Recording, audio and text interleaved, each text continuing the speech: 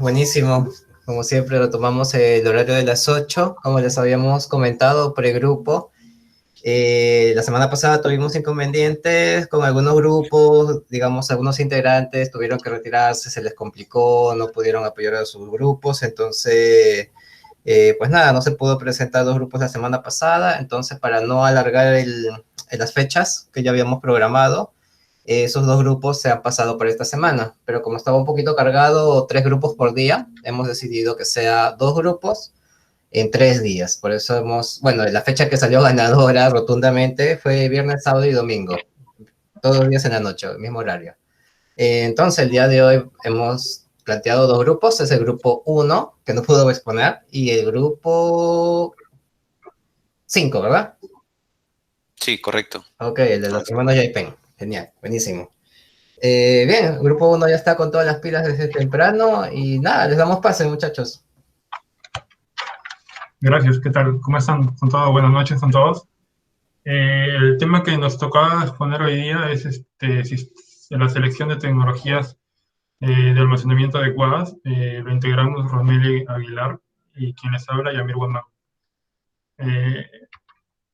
Los objetivos. Vamos a hablar sobre los aspectos comerciales en la elección de un sistema de almacenamiento, los aspectos técnicos para la elección de un sistema de almacenamiento, la distinción entre los tipos de datos, los modelos de datos estructurados, no estructurados y semiestructurados, y un poco del diseño de esquemas para las bases de datos no relacionales y no SQL. Bueno, la agenda. La agenda, vamos a ver los ciclos de vida de los datos, los aspectos técnicos que ya habíamos mencionado, los tipos de estructura de datos, el árbol de decisión de almacenamiento según Google, algunas consideraciones para el diseño de esquemas, diseños de base de datos relacional y base de datos no SQL. Le doy el pase a mi compañera Rosemary para que empiece. Por favor, Rosemary, comienza. Buenas noches. Con el punto número 1, que tocamos los aspectos comerciales de los sistemas de almacenamiento, bueno, los requisitos comerciales son el punto de partida para elegir un sistema de almacenamiento de datos. Hoy en día utilizamos diferentes tipos de almacenamiento y el que se recomienda elegir es la etapa del ciclo de vida de los datos, que consta en ingesta, almacenamiento, procesamiento y análisis, y la última etapa como exploración y visualización de la data. Por favor, siguiente, Yami. La parte de la ingesta es la etapa inicial para adquirir los datos hacia el entorno GCP, en este caso, lo cual puede ser de tipo batch, tipo streaming data o los datos de la aplicación. En el tipo 1, que tenemos los datos de la app, estos son generados por la app, valga la redundancia, y enviados a los servicios de backend. Aquí tenemos los datos de la app pueden ser ingestados por servicios que se ejecutan en Compute Engine, Kubernetes Engine o App Engine. Para el tipo 2, que son los streaming data, que es un conjunto de datos que normalmente se envían en pequeños mensajes que se transmiten continuamente desde la fuente de datos. Para este tipo utilizamos el servicio de PubSub, que es recomendado para la ingesta de tipo streaming. Para el tercer tipo, que es del batch data, se ingiere de forma masiva, normalmente en archivos. Esto puede resultar muy útil cuando tenemos procesos esquedulados, ¿no? Y como informes que se ejecutan diariamente a una hora específica. Los servicios que se recomiendan aquí es el storage, que se usa generalmente para cargas por batch. También podemos utilizar el servicio del transfer service, como podemos ver a la derecha, cuando se cargan regular volumen de datos. Y una vez que los datos se hayan ingestado al GCP, pueden almacenarse para que las apps o servicios tengan acceso a ellos en un largo tiempo. Por favor, siguiente. Aquí vemos la segunda etapa, que es el almacenamiento. El objetivo de esta etapa es hacer que los datos estén aptos para su transformación y análisis.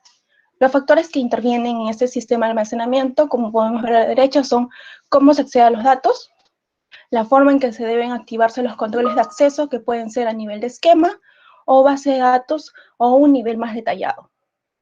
Y también tenemos cuánto tiempo se almacenan los datos. Estas características son las mínimas que se deben considerar a la hora de elegir un sistema de almacenamiento. Como podemos ver a la izquierda, tenemos los servicios de almacenamiento más comunes, que son el storage, que es un servicio de almacenamiento de archivos en línea RESTful para almacenar y acceder a datos de GCP. Tenemos el File Store, que es un servicio de almacenamiento de archivos administrado para apps que requieren una interfaz de sistema de archivos y un sistema de archivos compartido para datos. Y el Persistent Disk, que es un almacenamiento de datos de alto rendimiento para instancias de máquinas virtuales. Por favor, siguiente.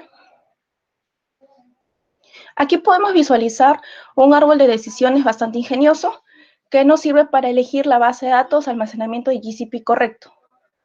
Podemos ver, ¿no?, que aquí nos hacemos unas consultas. Si tú tienes una data estructurada o no lo tienes, si no lo tienes, te consultan, ¿necesitas un móvil SDK? Si necesitas, te recomiendan el servicio de Firebase Storage. Si no necesitas este móvil, te recomiendan utilizar el servicio de storage.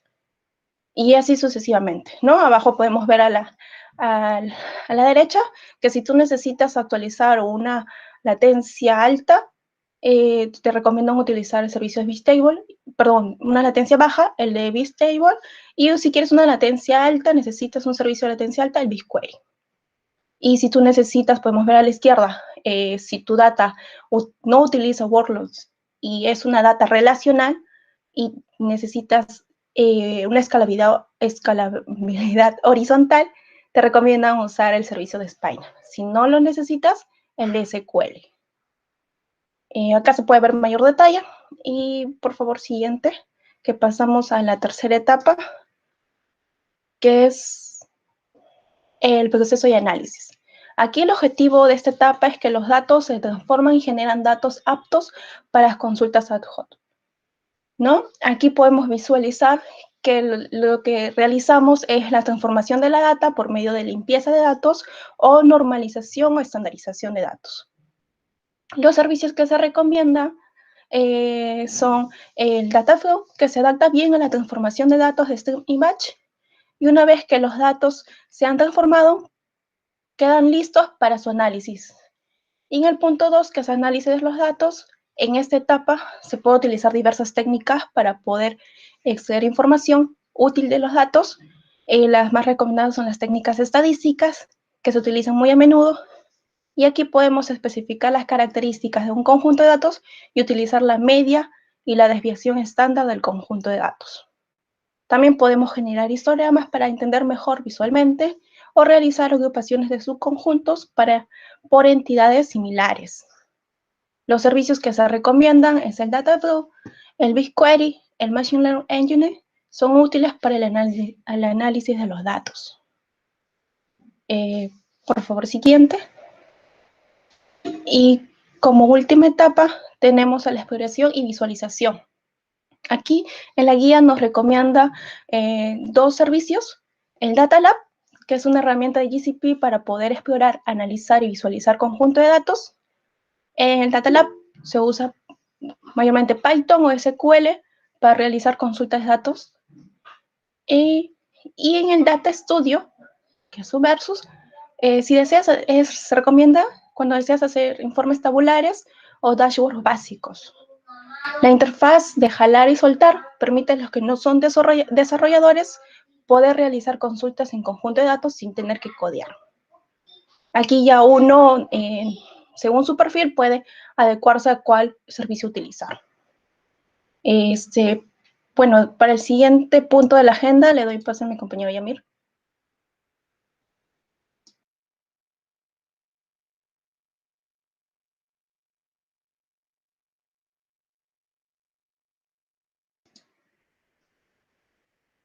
Yamir, no te escuchamos.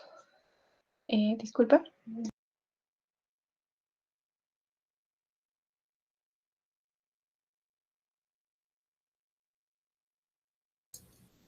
Hola, Yamir, ¿estás en mute por si acaso? Sí, estás en mute. Sí, ahí está, creo. ¿Yamir? Perfecto. Gracias. Hola. ¿Me escuchan? No, no te escuchemos, no te escuchamos. Ahora sí. Dale, ya. Hola, ¿me escuchan ahora? Ya, Mir, Sí, sí, ahora- te escuchamos. ahora Adelante.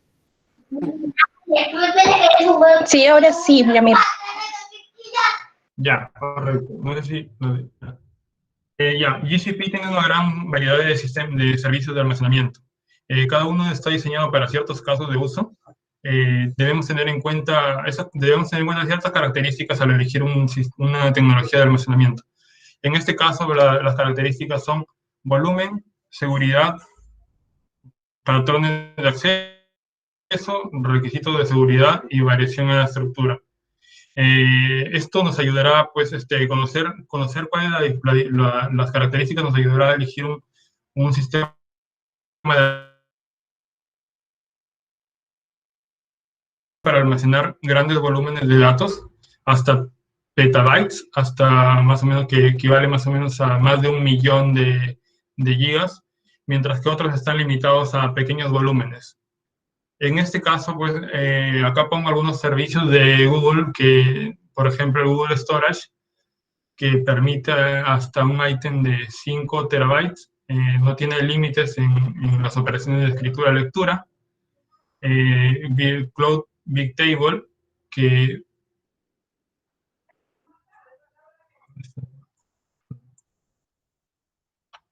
Cloud Bigtable, que normalmente sirve para datos de telemetría, magnitudes físicas que tienen que ver con temperatura, tiempo, presión, aplicaciones analíticas de grandes volúmenes, permite 8 teras por nodo en discos mecánicos, 2.5 terabytes por nodo en disco sólido. Para BigQuery, el volumen pues te permite 4.000 particiones por tabla y no tiene límite de tablas dentro de un dataset. Para el servicio de Google Cloud SQL, que es para base de datos relacionales, te permite hasta 500 gigas por instancia para el MySQL de primera generación y 30 terabytes por instancia para los servicios de Postgres, MySQL y SQL Server. Velocidad. La velocidad de los datos es la velocidad a la que una aplicación envía y procesa. Estos pueden ser de baja velocidad o de alta velocidad. Normalmente las aplicaciones web envían datos a baja velocidad y, por ejemplo, en este caso, los sistemas que utilizan el Internet de las Cosas, el IoT, suelen enviar a alta velocidad la información. Acá tenemos algunos ejemplos de las velocidades que van de menor a mayor, perdón. En este caso, las cargas nocturnas de datos tienen menor velocidad. Luego sigue los resúmenes.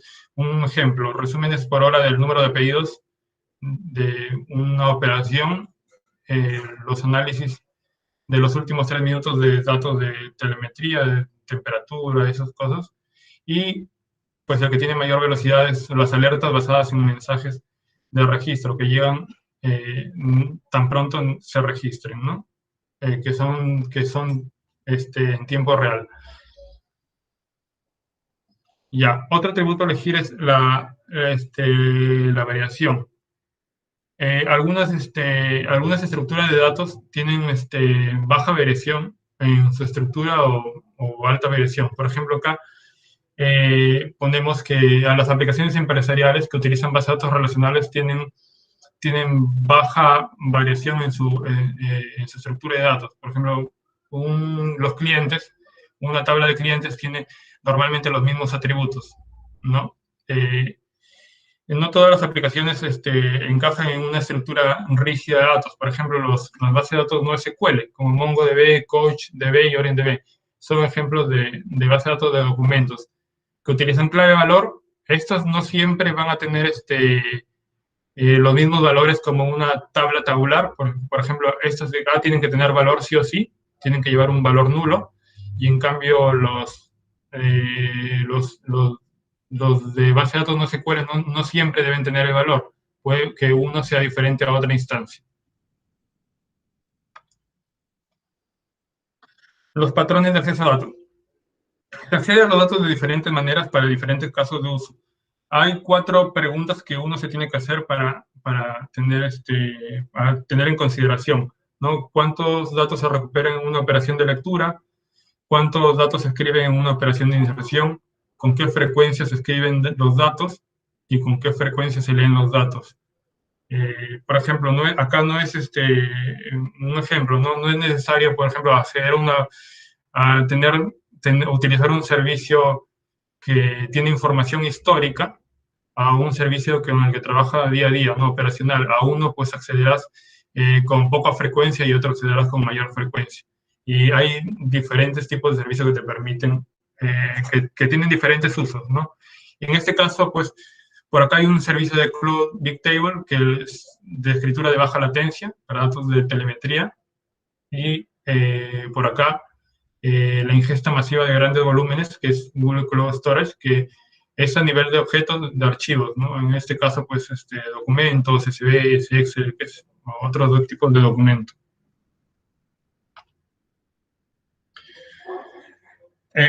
Ahora con los requisitos de seguridad, diferentes sistemas de almacenamiento también tienen diferentes niveles de control de acceso. Podría haber un control de acceso al bucket o un control en el nivel de objeto. Por ejemplo, acá tenemos un acceso a un archivo Cloud Storage, solamente tendrá acceso a los datos que se encuentran en ese archivo, ¿no? Y para un subconjunto de datos, por ejemplo, podría almacenarse en una base de datos relacional para que se pueda acceder a los datos a través de ella. Los tipos de estructura de datos. Para elegir una base de datos, una tecnología de almacenamiento, también es importante considerar el tipo de estructura. La dividimos en 3 tipos de estructura. Una estructura, tipo de datos estructurado, semiestructurado y no estructurado. En este caso, en el estructurado, pues acá estamos poniendo una tabla tabular de filas y columnas. Tiene un conjunto fijo de atributos. Ya hemos dicho que tiene filas y columnas. Esto normalmente son las bases de datos relacionales. Postgres, SQL Server, MySQL. Los tipos de estructura semiestructurada. Acá puede, como ya mencioné, puede variar de una instancia a otra, no siempre pueden tener los mismos campos. Un ejemplo de ellos son los archivos HTML, los JSON y los XML. El tipo no estructurado, esto pues no cabe en una estructura de datos tabular. Esto puede ser, no sé, documentos en PDF, documentos en Word, ficheros, archivos multimedia, archivos de audio, video. Ya, vayamos con los datos no estructurados. Como ya repetí, no tienen un esquema o modelo de datos definido. No tienen un esquema que influya en su almacenamiento, en la que se acceden a los datos, ¿no? Esto acá, pues, como ya repetí, puede ser un archivo de video, un archivo de audio, un archivo de texto. El árbol de decisión de Google. Google ha desarrollado un árbol de decisión para elegir el sistema de almacenamiento que se considere, ¿no? Dependiendo de la distinción del tipo de estructura de datos. Por acá tenemos un árbol para los datos estructurados, un árbol para los datos semiestructurados y para los datos no estructurados. Normalmente los datos semiestructurados son bases de datos no SQL. Los datos no estructurados son para ficheros, archivos de audio, ¿no? Que no tienen una estructura tabular, y los datos estructurados como base de datos relacionales, por ejemplo, ¿no? Por acá tenemos no estructurado el servicio de Google Cloud Storage, por acá semiestructurado el Cloud Data Store, Bigtable, estructurado pues BigQuery, Cloud SQL, para utilizar Postgres, SQL Server o MySQL. Diseño de bases de datos relacionales. Para el modelado de bases de datos relacionales existen dos tipos dos tipos, ¿no? Una que es OLTP, que es la base de datos de procesamiento de transacciones en línea, lo que normalmente son las bases de datos operacionales con las que nosotros trabajamos las transacciones o transaccionales, las día a día, y la SOLAP, que son bases de datos de procesamiento analítico en línea, ¿no? Acá tenemos, algunos detalles de lo que son, un sistema operacional o LPT. Por ejemplo, acá almacena datos actuales. Acá, como ya sabemos, los datos se pueden actualizar. Es dedicado al procesamiento de transacciones, es transaccional. Soporta decisiones diarias y sirve a muchos administrativos, ¿no? Es el día a día. En el caso de modelo de base de datos OLAP, que eso es lo que normalmente conocemos como Data Warehouse, ¿no? Almacena datos históricos, estos de acá no se pueden modificar. Por lo general, estos de acá también son datos históricos que prevalecen, no se modifican. Es dedicado al análisis de datos. Normalmente esto acá es lo que hacemos es explotar no sé, con un sistema de visualización, Power BI, Data Studio, para un tema de soporte de decisión, ¿no? Es más que todo para la alta dirección. Los tipos de instrucciones. Siempre hay que tener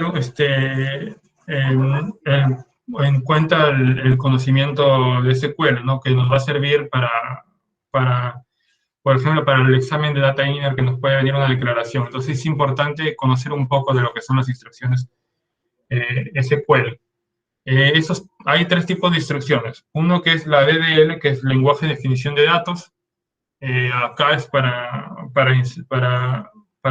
crear y modificar esquemas de base de datos. Acá tenemos un create table, un create index, alter table para modificar un campo de una tabla, drop index para eliminar índice. Acá tenemos el MDL, que es el lenguaje de manipulación de datos, que acá tenemos insert into para registrar una fila, update para actualizar una fila, delay para eliminar una o varias filas.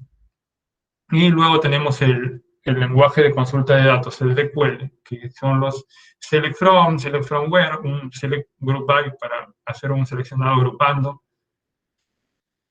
un select from group by having para hacer el having funciona como where, el having después del group, para datos agrupados, hacer un where.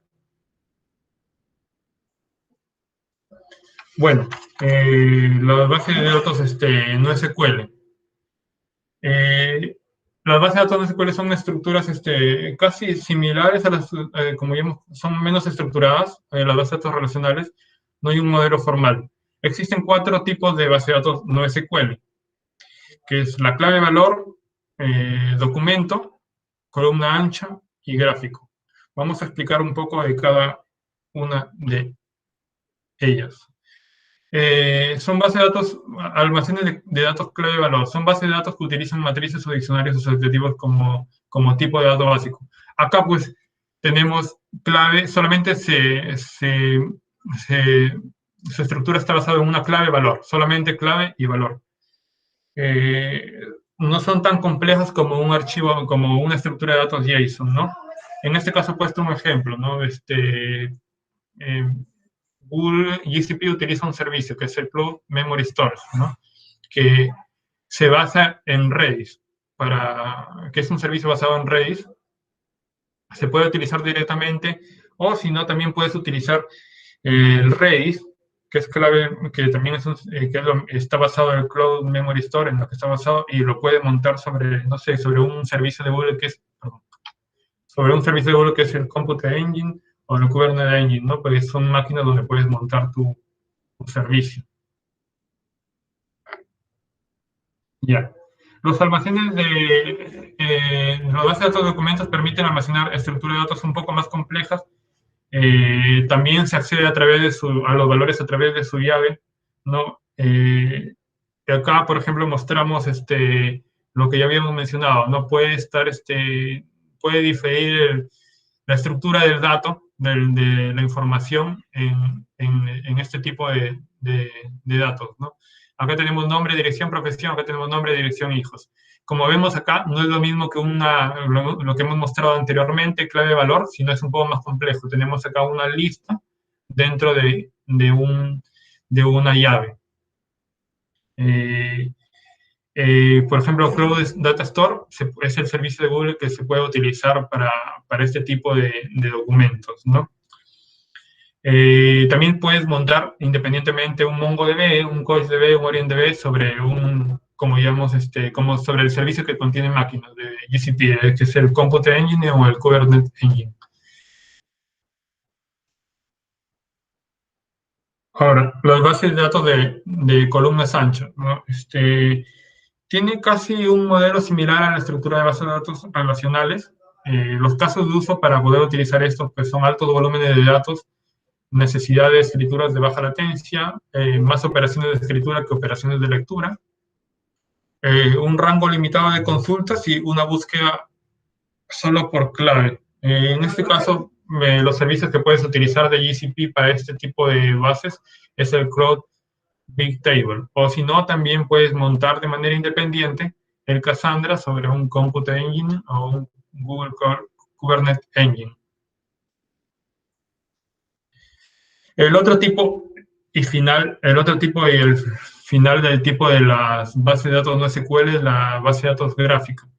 Este tipo se basa en el modelado de las entidades de relaciones, ¿no? Es el vínculo de las relaciones, el vínculo que hay entre nodo y nodo y sus relaciones. Un claro ejemplo de esto, pues, son las redes sociales, ¿no? Como Facebook y otros tipos de sistemas, ¿no? Donde, pues, hay un vínculo entre un nodo y otro nodo, que en este caso, pues, son amigos, ¿no? Y eso sería, Rosemary, por favor, ¿no? Sí, al finalizar este capítulo, debemos entender, según la guía, las diversas características que los como ingenieros de datos, debemos considerar al elegir una tecnología de almacenamiento. Tener en cuenta los aspectos técnicos como el volumen, la velocidad, la variación, los accesos y seguridad de la data, y los puntos a tener en cuenta para poder realizar un diseño de base de datos relacionales y no SQL. Con esto finalizamos, y si tienen alguna duda nos hacen saber, si no, y si le podemos responder, si no nos apoyamos como comunidad. Correcto. Muchísimas gracias. Todo súper claro. No sé si hay unas preguntas ahí, Dani. No sé si has visto. No, todavía no tenemos preguntas en el chat. Vamos, los invitamos a hacer preguntas, dudas, sugerencias, comentarios, aportar algo más que sepa quizás alguien de su experiencia. Estuvo muy buena la presentación, en serio, muchachos, se pasaron. Gracias, Yamir. Gracias, Rosemary. Yamir se unió a apoyar a Rosemary porque, bueno, el grupo se quedó solo, no sé qué pasó con los otros muchachos, pero bueno, salieron adelante, excelente. Muy completa la exposición.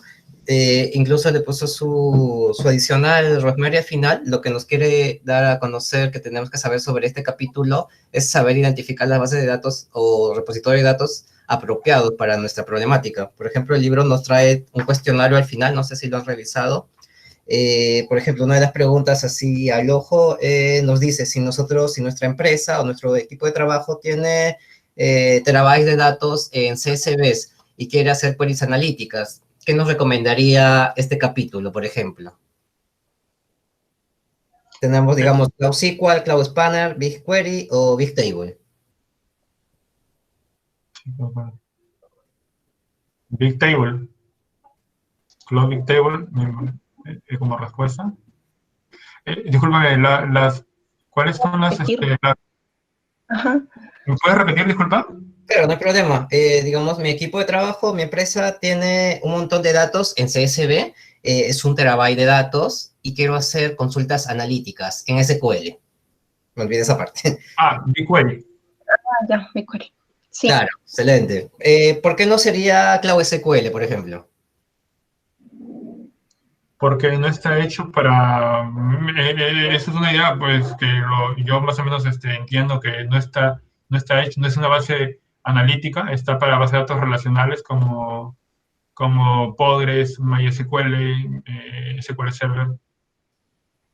Exacto, eso es muy cierto. Postgres es una base de datos orientada más a transaccional, al modelo Claro. OLTP, a transaccional.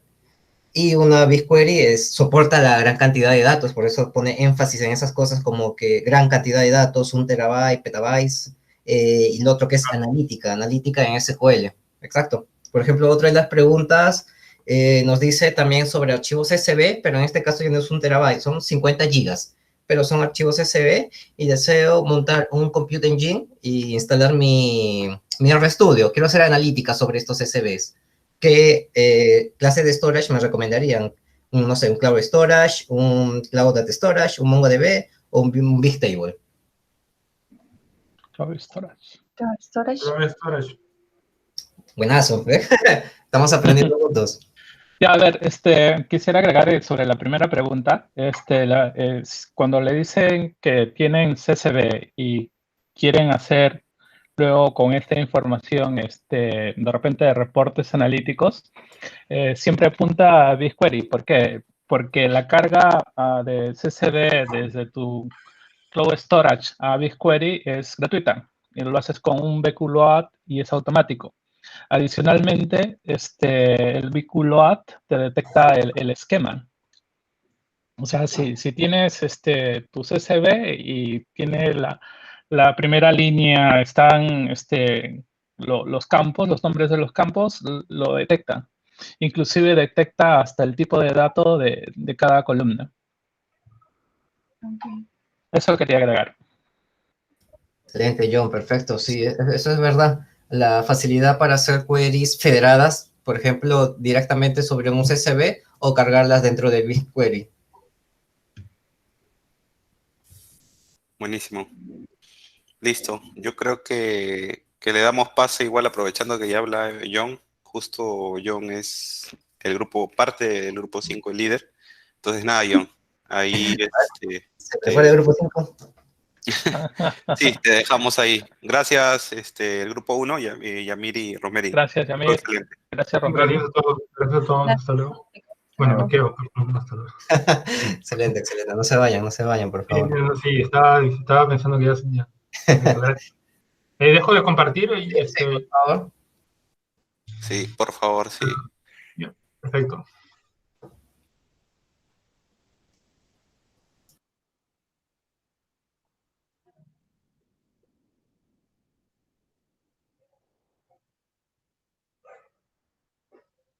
Listo, John. Ya se está Están viendo mi pantalla, ¿no? Sí.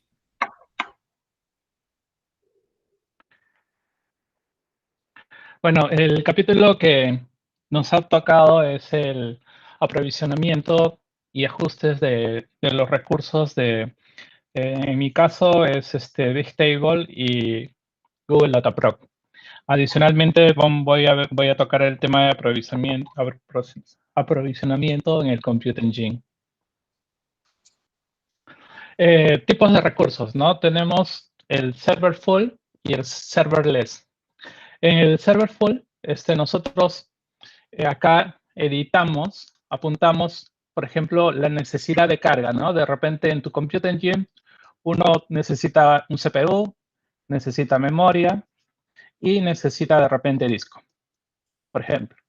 Y en el serverless, esto de acá desaparece. Y solamente existe un concepto abstracto de lo que es el CPU, ¿no? Internamente, todo esto lo maneja el servicio. Está oculto a la vista de nosotros. Y ya por ese lado ya no nos tendríamos de qué preocupar en temas de aprovisionamiento, ¿no? Ya el propio servicio de Google se encarga de escalar, ver la necesidad de cuánto procesamiento necesita tu función. Por ejemplo, en el caso de Cloud Function, ¿no? Simplemente generas tu código, haces tu programa y lo invocas. Y la ejecución de este programa lo hace internamente ya la plataforma sin la necesidad de hacer un aprovisionamiento. Ahora, ¿cómo se hace el aprovisionamiento? y los ajustes en Compute Engine, Bigtable y DataPro. La primera alternativa que tenemos es hacer a través de la consola web. ¿Qué es lo que generalmente cuando uno inicia lo realiza? Ese es uno. Y otro es cuando de repente tú vas a hacer un aprovisionamiento inicial. No necesita hacer ninguna modificación ni nada de eso, ¿no? Lo haces a través de la plataforma de la consola web. Ahora, si uno quiere de repente automatizar la creación mediante un shell, mediante un programa, lo puede hacer a través de comandos de consola del SDK de GCP. Esto de acá te permite, mediante comandos, por ejemplo, para este caso, crear una instancia de Bigtable. O sea, programáticamente uno va a la consola, genera el script y te genera la instancia de Bigtable. O sea, lo puedes hacer a través de comandos. Y finalmente, te da servicios para que uno pueda crear de repente una instancia o otro tipo de aprovisionamiento mediante un REST API, ¿no? Entonces, este REST API lo podemos consumir a través, por ejemplo, de Python, de Java, ¿no? De estos lenguajes de programación y lograr la creación de una instancia o la modificación de la misma. Ahora, esto de acá, ¿para qué es bueno? Por ejemplo, normalmente cuando uno tiene los servicios o de repente ya tienes una solución desplegada en la nube, tenemos que hacer soluciones óptimas en costo.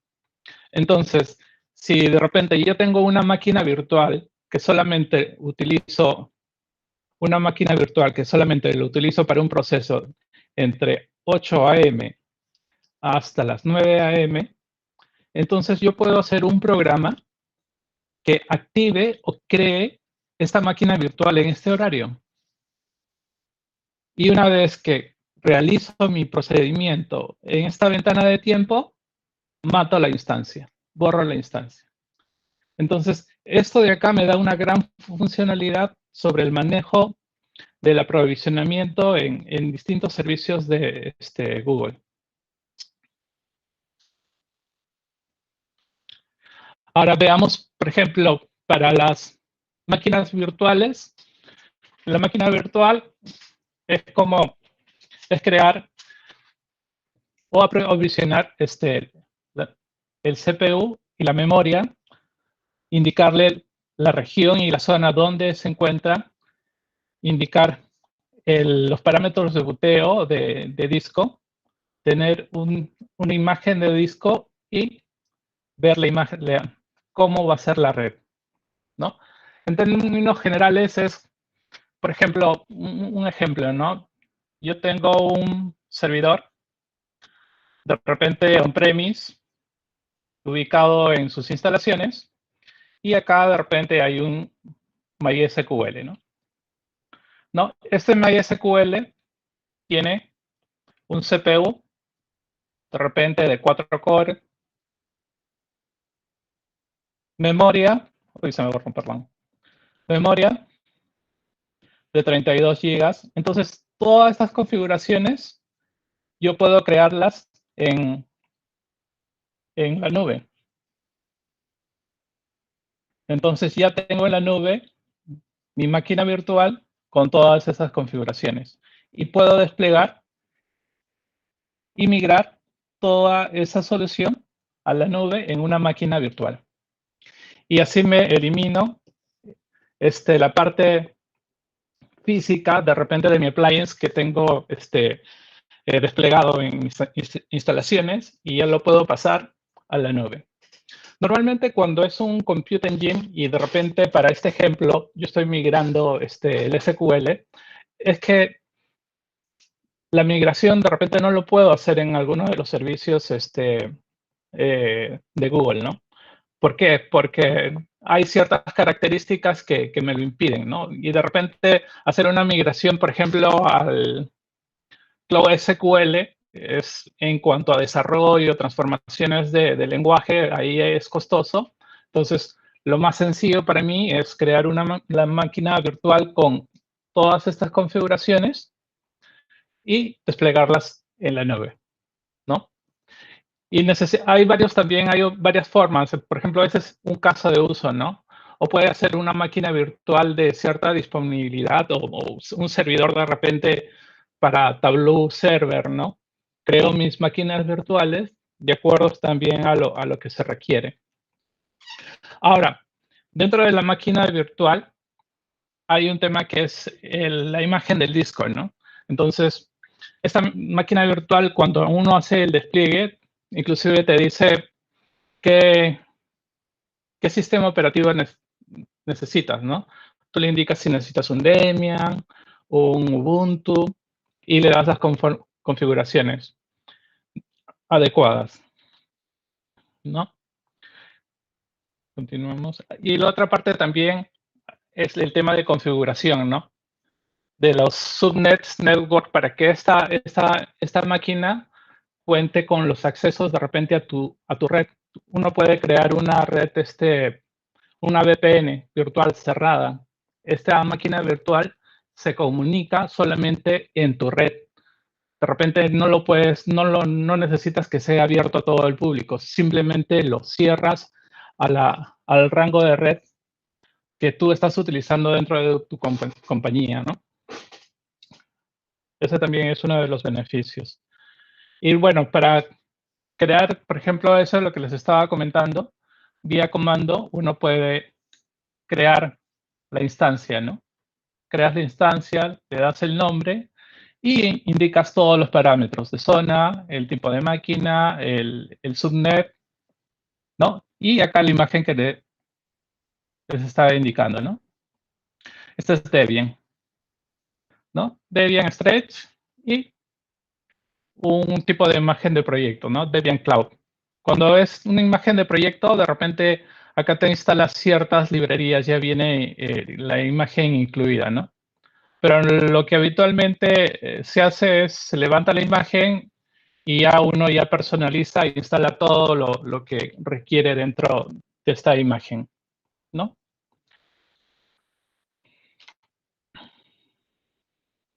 Ahora, parámetros en un grupo de máquina virtual, ¿no? Reemplaza las instancias no funcionales por medio de puntos de salud, da soporte de groups multizonas, cargas de trabajo entre todas las instancias y es autoescalable de instancias. Ejemplo, ¿no? Creas la instancia a través de un template, ¿no? Y le indicas el tipo de máquina. Normalmente cuando uno coloca el tipo de máquina, esta configuración son configuraciones múltiples, ¿no? Hay veces va de menos a más. De repente se inicia con un CPU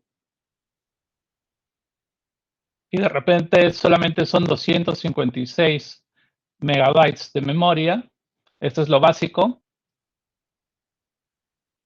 Y va hasta 64 CPUs.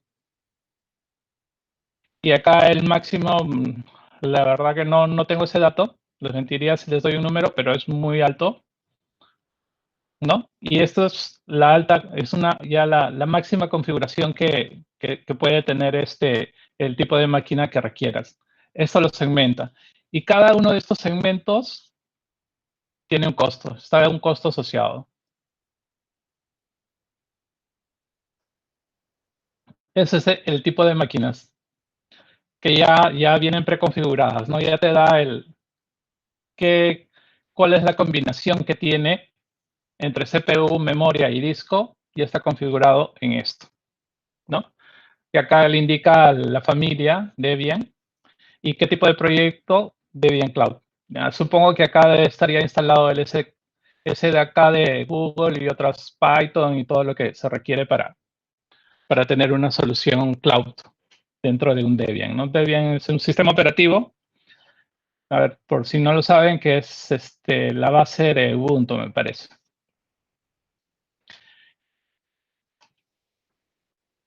Y esa es la pantalla de generación de la plantilla de la instancia, ¿no?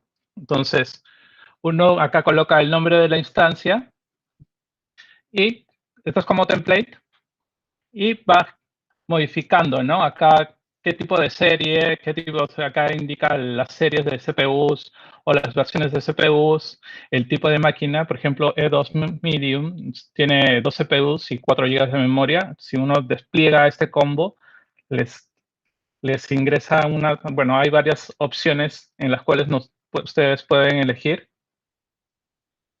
Y es así como creas la plantilla, ¿no? Tú puedes crear N plantillas. Bueno, sí, acá la presentación, estamos en la misma página. Acá es lo que les decía, ¿no? ¿Cuál es el disco de arranque? Es un Debian. Y los accesos, ¿no? Los accesos de identidad, que es permitir el acceso predeterminado en esta instancia se está creando. Eso es en cuanto al aprovisionamiento en Compute Engine. Ahora, vamos a hablar el aprovisionamiento en Bigtable. Carlos. Aló, Carlos, una consulta. Sí, te escucho. Se llegó a presentar el tema de Bigtable como servicio porque la presentación que yo estoy realizando es aprovisionamiento de Bigtable. O sea, La verdad que sería muy bueno, sería un aporte súper grande, porque no, sí, o no sea, más o menos indicarles qué es Bigtable, ¿no? Vale. A ver, ¿ya? O sea, vamos a un poquito extender. Ya, bueno, Bigtable es un servicio de datos que te permite almacenar gran cantidad de información en una sola tabla. Llamémoslo que es un tablón. Yo lo llamo tablón. Es un tablón y solamente tiene un key. Solamente tiene una llave. O sea, tú puedes acceder a este registro solamente con una llave. No puedes generar más llaves sobre esa tabla. Eso es Bigtable. Ahora, esta llave tiene ciertas características. No puede ser una llave secuencial. Normalmente, por ejemplo, si ustedes están almacenando nombres de direcciones de host, ¿no? De dominio, por ejemplo, uno tendría que hacer a la inversa, ¿no? Com Google. Y de repente app. Cuando de repente tu dirección es app google.com, ¿no? Porque esto de acá tiene menor granularidad y de repente lo que va acá tiene mayor granularidad. Entonces, vas a tener pocas incidencias como llave de tu primera combinación de la llave. Ojo que esta key puede ser una combinación de varias llaves. Uno puede concatenar varias columnas de repente para tener una llave. Entonces, esta tiene menos granularidad, ¿no? Entonces, cuando uno hace una búsqueda en este tablón, es mucho más efectivo que entre a buscar por el com. Al igual que de repente, si tú necesitas como llave una fecha, de repente nosotros tenemos este concepto, ¿no? 2 de octubre del 2020. Eso tiene mucha granularidad. 0,2, eso se repite en n infinito, ¿no? En n años, al igual que esto. Entonces, lo que se recomienda que en esta llave se coloque 2020 10,02 de esta forma. Porque acá va a entrar por nivel de granularidad, ¿no? Esto de acá abarca muchos días. Entonces, formas tu llave y almacenas toda la información que tienes acá puedes tener, esto es columnar, n columnas. Puedes tener 100, 200 columnas y almacenarlas, uno a uno. Y ahora, este tablón, ¿cómo se ingesta, no? Hay varias formas. La más recomendada, de repente, o sea, ¿cómo podemos aprovechar esta ingesta? Es mediante un streaming, ¿no? Entonces, como streaming, nosotros requerimos que varios, ahora yo les voy a explicar esta parte. Van a existir varios clusters. Va a tener un clúster y este clúster va a tener n nodos. ¿Ya? Entonces, la información va a venir aquí en masa. Por ejemplo, pueden ser dispositivos de Internet de las cosas, ¿no? Y van a ir generando información, ¿no? Por ejemplo, pueden ser estos monitores de temperatura. Entonces, estos monitores de temperatura, ustedes de repente lo tienen desplegado en 80, 100 ciudades, ¿no? Y en cada ciudad de repente tienen 10 o 20 monitores. Entonces, la información que está entrando es masiva, ¿no? Entonces, esto de acá se va a ir direccionando a estos clusters y eso en forma secuencial y paralela. Entonces, va a llegar al clúster y este clúster, a su vez, va a comenzar a llevar la data a través de estos nodos, distribuir de estos nodos. Y estos nodos, a su vez, tienen acá, hay un concepto de como unas subtablas, un S-table, donde se va a generar la información, donde se va a guardar, perdón, la información. Entonces, a este nivel ya vas a tener toda la información que vas a ir cargando, pero va a estar distribuido en este segmento de tablas, ¿no? Entonces, aquí en el nodo es la distribución abre, ¿no? Abre en paralelo. Es como si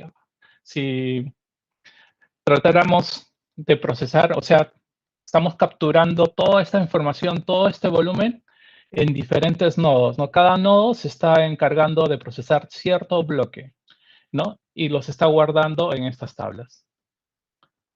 Eso es, o sea, la velocidad de la carga es impresionante, es muy rápida. Entonces, no es como si tuvieras una gran cola de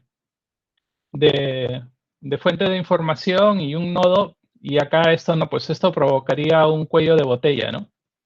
Acá tienes tu clúster y de repente tienes un nodo, y acá habría un cuello de botella porque en esta parte del nodo comenzaría a encolar uno a uno, ¿no? Y eso sería catastrófico, ¿no? Porque no sabrías cuándo terminar la carga de toda esa información. Es por eso que se utiliza esta parte de este Bigtable para capturar este volumen de información tan masivo que está llegando. Esto es en cuanto a la parte de la ingesta, ¿no? Una vez que ya nosotros disponemos de la información en este tablón, ya ahí viene la parte analítica, ¿no? Y la parte analítica, regresando a la explicación que estamos haciendo, lo realiza mediante solamente una llave y hace las búsquedas de uno a uno, ¿no? O por bloque. Hace un scan y ya detecta todo el bloque de información que uno quiere obtener. Eso es el Bigtable. No hay más, o sea, no es tener una tabla desnormalizada, no, eso no sirve para este tipo de solución. Es solamente una tabla y en esa tabla tienes toda la información a nivel columnar. ¿Ya? Entonces, terminando ya esta explicación, espero que les haya quedado, o al menos les haya quedado algo de cómo es Bigtable, algo, y les voy a explicar el tema de aprovisionamiento. ¿Ya? Ya hemos avanzado. Ya sabemos que el clúster es el que maneja todos los nodos que se tienen, ¿no? Y Cuando uno genera una instancia en Bigtable, le damos un nombre. La instancia es el nombre de tu proyecto en Bigtable. Esa es una instancia. Ahora, yo acá estoy colocando que esto era antes del 19 de marzo de 2020. Antes del 19 de marzo de 2020, habían dos tipos de instancia. Una de desarrollo y otra de producción. ¿Qué te decía? En la de desarrollo, solamente es tu instancia, un solo clúster, y este clúster solamente tiene un nodo. No te puede, o sea, en una instancia de desarrollo, de tipo de desarrollo, no puedes crear más nodos. Solamente te limitaba a uno y a un clúster y un nodo. Ahora, en la instancia de producción, generabas tu instancia de Bigtable y solamente te permite, hasta ahora, sí, solamente esto sí es hasta ahora, te permite tener 3 clusters replicados, o sea, un principal y 3 réplicas.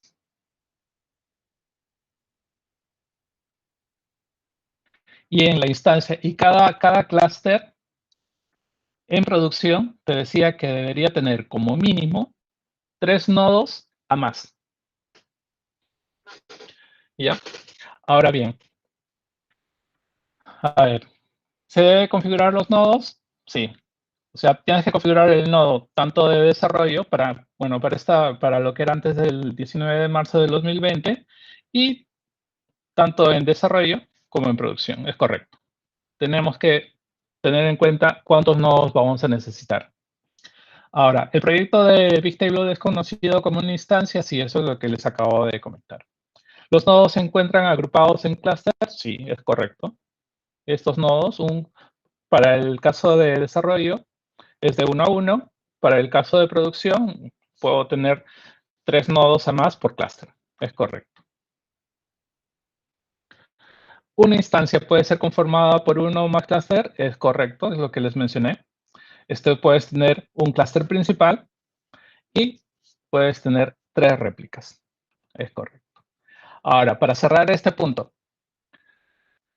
cuando uno genera o crea la instancia de Bigtable, desde un inicio te dice qué tipo de almacenamiento va a ser. Y esto es irreversible. O puede ser un disco sólido o un disco tradicional. Ahora, supongamos que hemos elegido un disco tradicional y estamos trabajando, ya tenemos 2 meses, 3 meses trabajando, ya hemos cargado datos, ya tenemos nuestro tablón aquí y nos damos cuenta que requerimos un SSD de repente para agilizar las escrituras, ¿no? Entonces, en ese caso, lo que nos dice Google es, no se puede. O sea, sobre tu propia instancia que has creado, ya no puedes revertir y pasar a un disco SSD. Lo que la teoría y la documentación de Google te dice que es migrar la información que tienes aquí, de repente pasarlo a un Cloud Storage y de ahí por Dataflow, pasarlo a una nueva instancia. Se tiene que crear una nueva instancia y configurarlo como SSD y hacer un ETL de carga con esta nueva configuración. Por eso es importante en Bigtable seleccionar bien el tipo de almacenamiento desde un inicio, porque de repente más adelante nos puede ocasionar un retrabajo.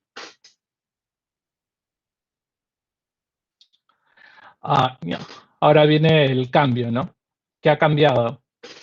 El 19 de marzo salió una comunicación de Bigtable indicando que una instancia de Bigtable puede tener entre uno o dos nodos por clúster. Antes no. Como les indiqué, en la parte de producción siempre te solicitaban que sea al mínimo 3 nodos. Y ahora, ¿qué originó este cambio? Que como esto ya está variando, tú puedes elegir de uno a muchos. Este concepto de desarrollo de tipo de instancia, ya que yo lo diría que queda obsoleto. Porque ya te está permitiendo tener de uno a muchos nodos. Y eso se ve muy claro cuando uno genera, por ejemplo, vamos a ver, cuando voy a pasar unas diapositivas más adelante, cuando uno genera ya en la misma consola. ¿Ya? Ahora, entonces solamente vamos a tener este esquema. Podemos tener, creamos la instancia, es el nombre de tu proyecto en Bigtable. Podemos tener hasta 4 clusters y cada clúster puede tener de uno a muchos nodos, ¿no? Entonces ya ese concepto de uno a uno en la parte de desarrollo ya, de nuevo vuelvo a repetir, queda obsoleto. Esa es la pantalla del aprovisionamiento antes del 19 de marzo del 2020, ¿no? Acá claramente, si vemos, nos indica la parte, el tipo de instancia, si es producción o desarrollo, ¿no? Y si seleccionabas uno, por ejemplo, el desarrollo, automáticamente este nodo te colocaba en 1. Y si colocabas acá de repente producción, este 3, que eso automáticamente como mínimo te ponía en 3, para que tú en adelante de repente coloques más nodos, ¿no?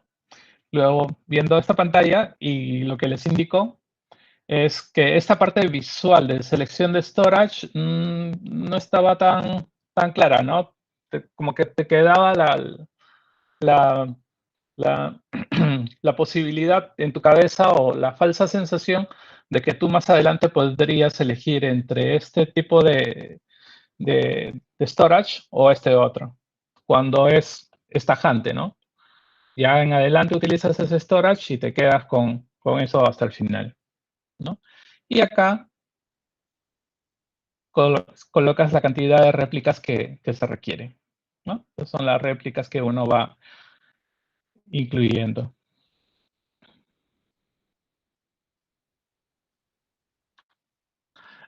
Y ahora, esto es lo que pasa en la actualidad, ¿no? Ya es la creación de una instancia en Bigtable es mucho más amigable, ¿no?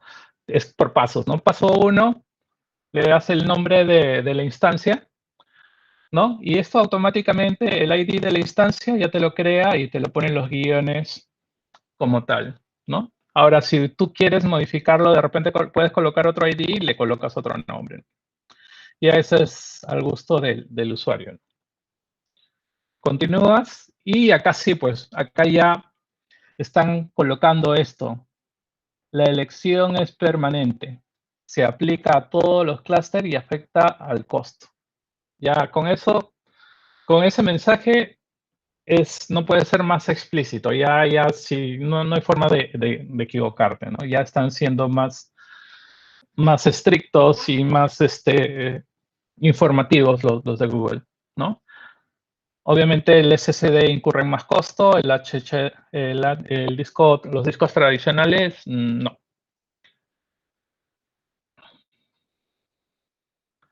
Y ya pasamos al tercer paso, que es simplemente, como es este caso, puedes generar un clúster con un nodo nada más, ¿no? De uno a más, perdón. De uno a más. Ya no te está limitando a tener mínimo 3. Puedes generar 1, 2, hasta n nodos, ¿no?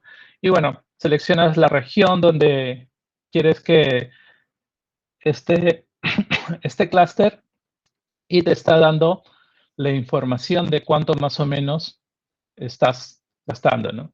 Por ejemplo, en este caso, yo elegí el más simple, que es disco tradicional, solamente un nodo, y te está incurriendo en un gasto de $494 mensuales, ¿no? Y proyectando que solamente tienes 1 tera de almacenamiento de disco en tus tablas de Bigtable. Los costos en Bigtable son caros, o sea, si van a hacer un desarrollo sobre Bigtable, tiene que valer la pena. Ahora, veamos lo que son replicación. Aquí en opciones avanzadas, nosotros podemos tener clústeres replicados, ¿no? Ahora, acá es Bigtable soporta hasta 4 clústeres replicados, eso ya les indiqué. Las réplicas pueden estar en diferentes regiones, es correcto, lo que implica un aumento en la latencia, pero incrementa la alta disponibilidad, ¿no? Por ejemplo, para mi caso, yo creé mi clúster principal en esta zona. Y cuando yo creo le estoy añadiendo una nueva réplica, ya sobre esa zona no puedo crear la réplica. Es correcto, porque la réplica es redundancia. No puede estar en la misma zona. Para redundar tiene que estar en diferentes zonas. Y es por eso que esto me sale que no lo puedo seleccionar, pero lo puedo crear en otras zonas. A su vez, esta réplica puede estar en una región diferente, ¿no?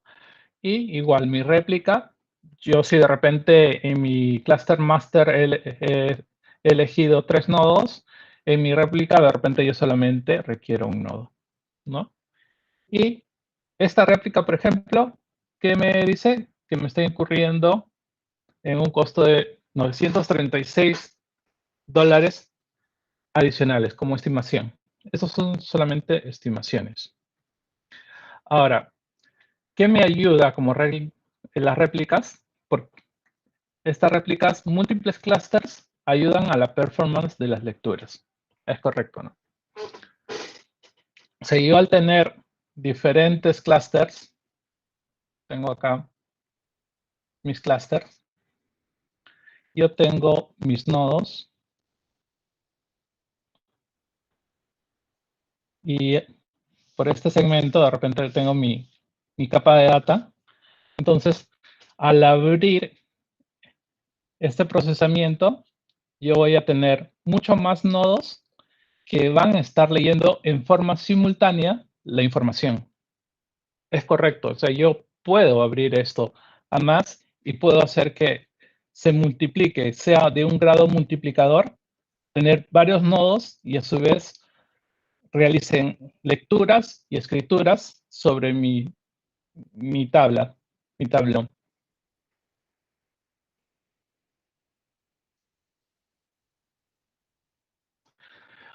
Ya, acá hay un tema que es el modelo de coherencia en Bigtable.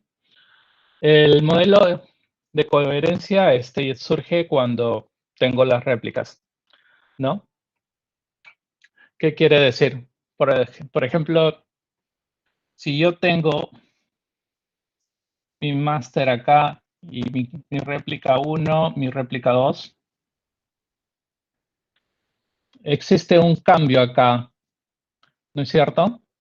Acá hay una carga de información, de repente, veámoslo, el primer registro que vamos a botar. Esto se va a guardar en mi tabla. Pero para que yo lo vea, para que las réplicas lo vean, de repente hay un tiempo. Eso no va a ser instantáneo. Si de repente esta información llegó en un tiempo T, mis réplicas, lo más probable es que lo vean con un delta de tiempo. Ahora, lo que nos dice la documentación es que este delta de tiempo está entre segundos y minutos. No puede durar más. Eso es lo que aseguran. Debemos de creerlo. Espero que sí. Pero eso se logra, creo, probando, ¿no?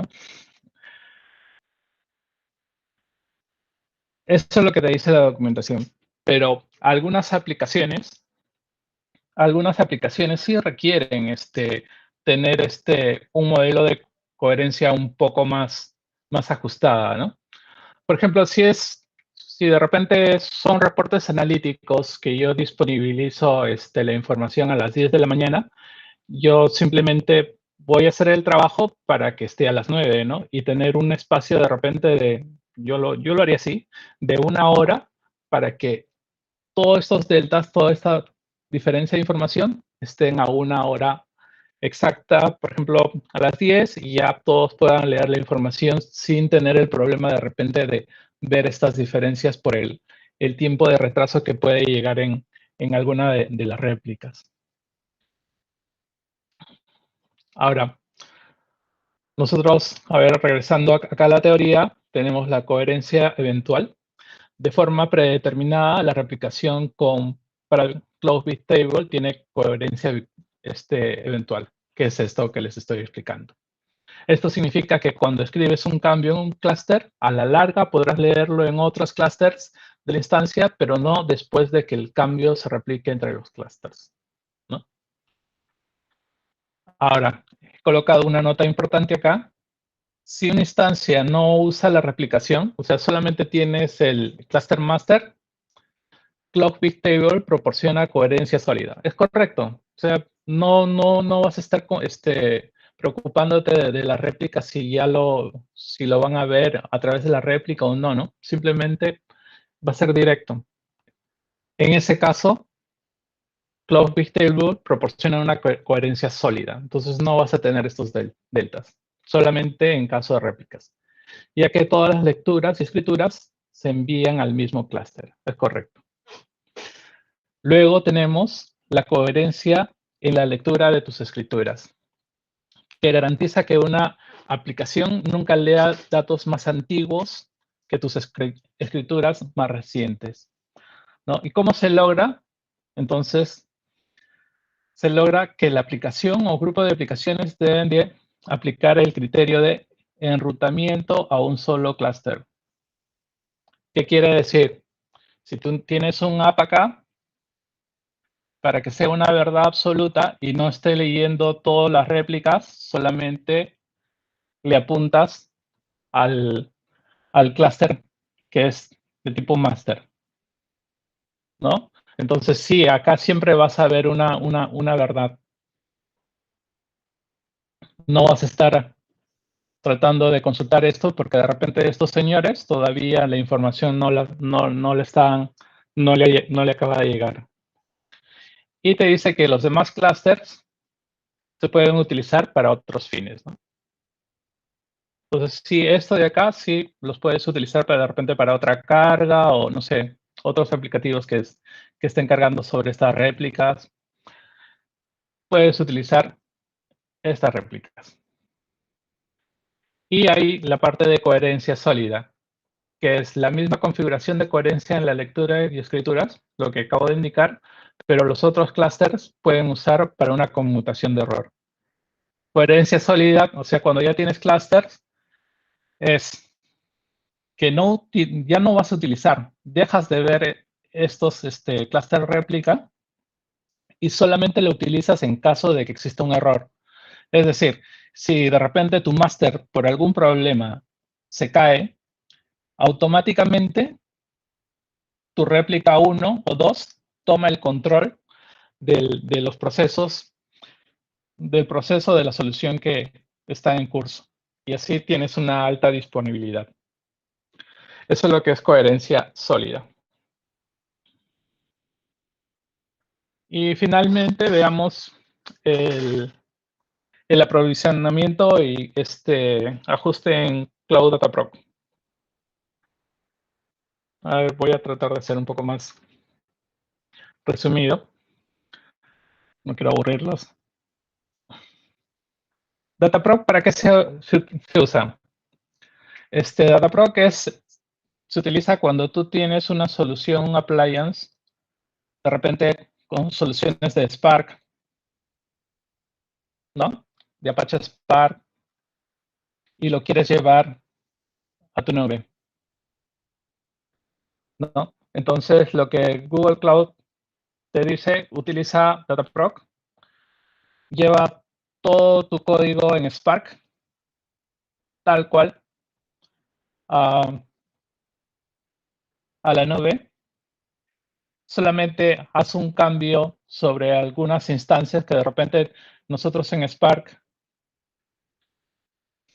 tenemos la ruta, ¿no? HDFS, // y todas tus subcarpetas y todo lo demás, ¿no? Que de repente tu Spark ETL lo está leyendo de esta forma, como HDFS. Entonces, lo que te dice la documentación es, este HDFS, cámbialo por Google Storage en tu código, pasa tu código y ya tienes tu solución. Ya puedes tener montado todo tu desarrollo que tenías en el appliance a la nube. Eso dice la teoría. Bueno, ya veremos más adelante cuando alguno de nosotros realice un tipo de migración como estos, ¿no? Entonces, al ser Dataproc, es un appliance, una máquina. Nosotros que tenemos que tener un clúster, un nodo master, ¿no? Que se va a encargar de administrar los recursos, tener el name node de HDFS y tener job drivers, ¿no? Este de acá es más administrativo. Este es administrativo, ¿para qué? Para controlar tus workers, ¿no? Entonces, vas a tener un clúster principal y acá vas a tener tus nodos de trabajo, que finalmente van a hacer el procesamiento de datos, ¿no? Cada worker tiene un jar, que es un jar node manager, y un HF de ese data node, ¿no? Igual, ¿no? Entonces, vas a configurar aquí temas de, acá son, configuras los workers, que son tus CPUs de cómputo, y tu master, ¿no? Y ambos con CPU y ya la distribución adecuada que puedas requerir. Bueno, eso sería de mi lado. ¿Hay alguna consulta? Buenísimo, buenísimo, John. Excelente. Una buena expo. De hecho, que has de alguna manera compartido un montón de tu conocimiento. Y bueno, yo creo que hasta que se animen en las preguntas, igual yo quería complementar en algunas cosas. Por ejemplo, en el tema de Dataproc, una de las características en este caso que tiene Google es que separa el procesamiento del almacenamiento, ¿no? Justo cuando John hablaba el tema de clásico de Google es que se migre todo lo que se tiene on-premises, como por ejemplo en plataformas de Big Data como Hadoop, o como Cloudera, Hortonworks, ¿no? A la nube. Entonces, para esto justamente se creó Dataproc, ¿no? Para poder hacer esta migración. Ahora, uno del dato súper importante es que de alguna manera cuando tú tienes un clúster, cuando lo tienes on-premises, lo levantas, en este caso, y por ejemplo, se cae el clúster, automáticamente tú pierdes de alguna manera la información, si es que obviamente no está en un HA, ¿no? High Available, alta disponibilidad, y lo pierdes, ¿no? Eso pasa o ocurre normalmente en on-premises. Diferente es el escenario cuando tú te enfrentas en la nube, porque lo que te dice Google es que, oye, tranquilamente yo puedo desplegar tu clúster, puedes utilizar Hadoop en tu migración y te da dos opciones, ¿no? Te da la opción de que la información la almacenes en el HDFS, que es tradicional, o te da la mejor opción, que es la opción de almacenar la información en el Cloud Storage, ¿no? En este caso, tu HDFS en la nube sería tu cold storage, ¿no? Para que la información sea persistente ante cualquier eventualidad, en este caso, por ejemplo, si se pierde el clúster, ¿no? Que es el peor escenario, por así decirlo. Eso es con respecto al tema de Dataproc. Con respecto al tema del aprovisionamiento en las VMwares, en los compute, ¿no? O en las Instant Group, por ejemplo, hay temas como de repente a nivel de base de datos, ¿no? A veces, de alguna manera, son muy simples, como por ejemplo, ¿no? Una vez trabajando con un cliente nos tocó, oye, pucha, tengo un servidor ahí de base de datos que tiene, por ejemplo, un MySQL, ¿no? Entonces, ahí, John, estás compartiendo igual tu pantalla. Si quieres, normal, no hay problema, ya dejas de compartir, mientras que vamos Sí, ahí dando. Vale, sí, muchas claro. gracias. Entonces, el tema era, bueno, que tenían un tema ahí de procesamiento local, entonces que de alguna manera ellos querían mejorar ese procesamiento, ¿no? Pero de repente que no estaban muy animados de poder irse a un PaaS, ¿no? A un Cloud SQL, ¿no? Que básicamente tiene el mismo servicio y es fully management. Ellos no querían eso. Entonces, lo que de alguna manera se les propuso fue que levantar igual un IaaS, ¿no? Pero con la diferencia en este caso, bueno, que tenías el tema del high available, que era la alta disponibilidad.